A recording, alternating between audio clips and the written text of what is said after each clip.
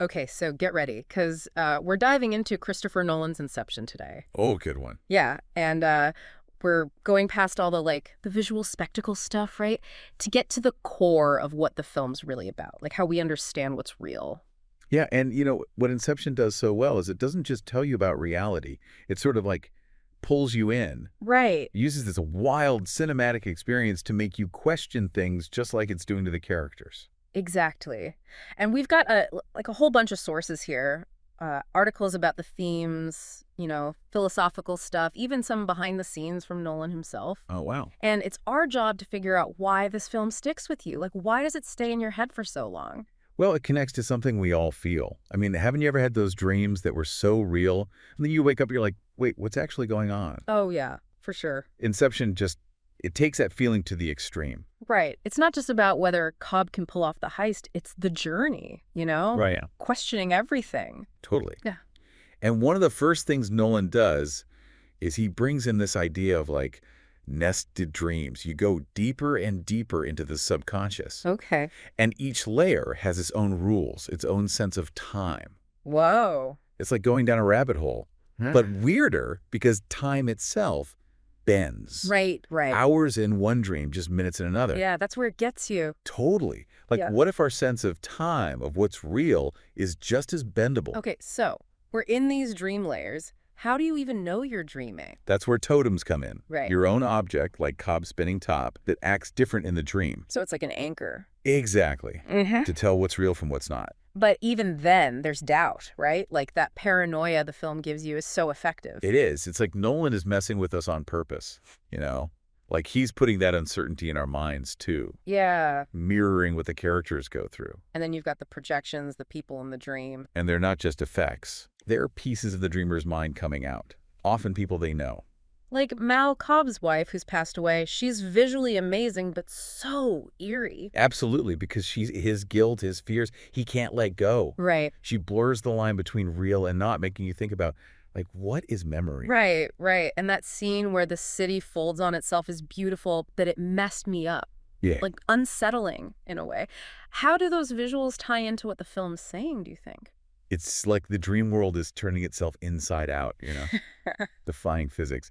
Just like our understanding of reality can get twisted up when we're in a dream. Yeah, yeah. And it makes you think, if dreams can be so powerful, how much control do we have over our minds? That's where Inception comes in, right? It's Yeah. not just about stealing secrets. It's about planting ideas in someone's head so deep they think they're their own. Oh, you mentioned Cobb's guilt about Mal. It makes me think how our own past experiences, even the ones we don't think about, shape how we see things. It's almost like the film is saying our personal histories are a kind of inception influencing our reality. Absolutely. Our memories, our beliefs, the stories we tell ourselves about who we are, they all shape how we perceive the world. Mm. And sometimes those deeply ingrained ideas can be just as powerful and just as difficult to shake as any dream implanted by Cobb and his team. So we're all carrying around these inceptions, these ideas planted in our minds, whether we're aware of them or not. It makes you think about everything, like advertising, political campaigns, even the stories we hear growing up. Exactly. And Inception pushes this idea to its limit by asking, what happens when those planted ideas start to shape not just our individual realities, but our collective understanding of the world? And that brings us to that ending. You know the one I mean, where Nolan leaves us hanging. Is Cobb still stuck in a dream, or did he get back to reality? And the spinning top, his totem, does it topple or not? We never get a definitive answer. He wants us to keep asking that question long after the credits roll. It's frustrating, but also brilliant.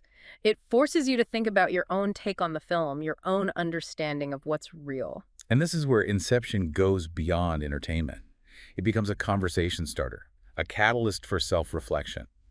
It asks us to consider how much of what we perceive as real is shaped by our own desires, our fears, the stories we tell ourselves. It's almost like Nolan is performing an inception on us, the viewers, by planting these seeds of doubt, these questions about reality that we carry with us long after the film ends. And maybe that's the point.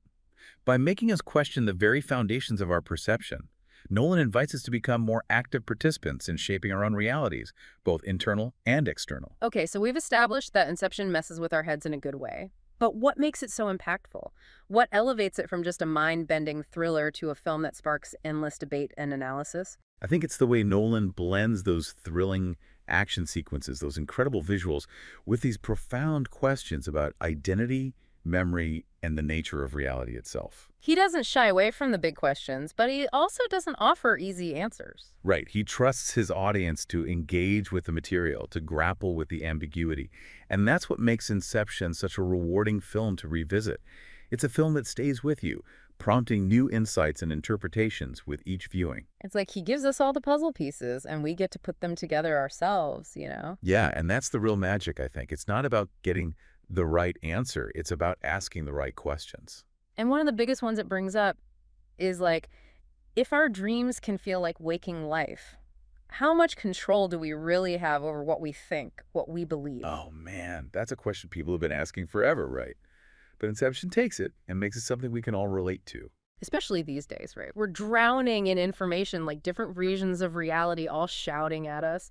It's almost like we're already in a dream trying to figure out what's real. Totally. And that's what hits so hard about the film. It's not just a fun, mind-bending ride. It's like a warning about how much power ideas have to shape our world. Makes you wonder, what inceptions are happening to us right now? What ideas are we taking in that are shaping what we see, even if we don't realize it? Exactly. And that's the final thought it leaves you with, to be more aware, more critical of what we let into our heads. To ask ourselves, are these ideas actually helping me or just messing with my reality? Yeah, because just like in the film, that line between dream and reality is thin. And the most dangerous ideas are the ones we don't even know are there. So if you want your mind blown, if you're ready to question everything you thought you knew about reality, then Inception is the deep dive you've been waiting for. Just be prepared to have your world tilted, maybe even flipped upside down. And who knows, maybe that's exactly what we all need right now.